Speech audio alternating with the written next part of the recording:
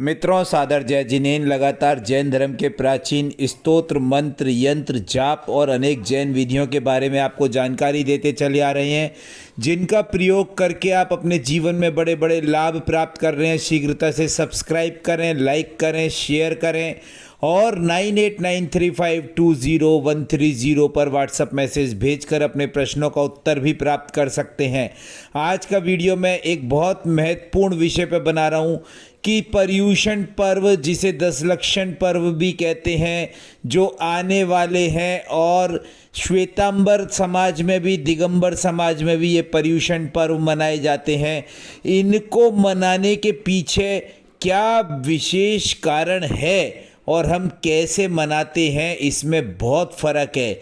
इसीलिए हर साल पर्युषण आते हैं और चले जाते हैं, लेकिन उनसे हम कभी भी सच्चा लाभ प्राप्ति नहीं कर पाते।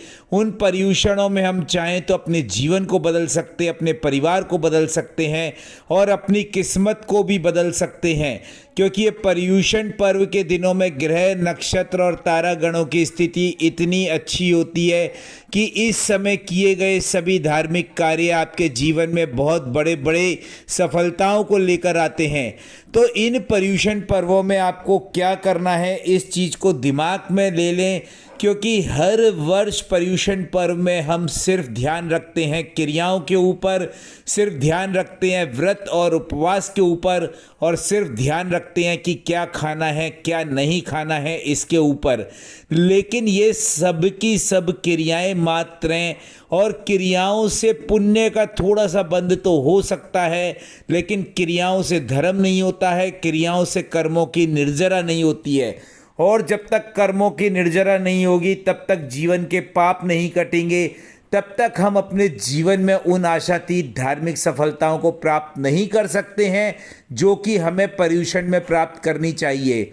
तो क्या करें हम पर्युषण में ऐसा विशेष कि हर वर्ष की भांति कुछ नया करके इन पर्युषणों को सफल बना दें। तो यहाँ पर मैं कहना चाहता हूँ कि जैन धर्म के अंदर दो चीज़ें आई हैं, एक क्रिया और दूसरी भाव। क्रिया जो होती है वो एक प्रारंभिक सीढ़ी है कि क्या खाना है क्या नहीं खाना है, क्या पूजा करनी है, किस प्रकार से देरासर या मंदिर में जाना है, किस प्रकार से हमें व्रत, उपवास, संयम का पालन करना है। लेकिन पहली सीढ़ी पे हमें अटक के नहीं रहना है। दूसरी सीढ़ी होती है भाव की, कि इन 10 दिनों में हम अपने भावों में इतनी अभिवृद्धि कर लें, इतनी विशुद्धि कर लें, इतने निर्मल कर लें कि ये भाव जो है हमारे जीवन को बदल दें, ये भाव जो है हमारे जीवन में एक नयापन ला दें। मन, वचन और काया, इन 3 चीज़ों को एकाग्र चित्त करके मन से भाव अच्छे रखना है, वचन से भाव अच्छे रखना है और काया से क्रिया अच्छी करनी है, तभी पर्युषण पर्व आपके जीवन में सफल हो सकते हैं। जुड़े रहें मेरे साथ। जय जिनेन्द्र।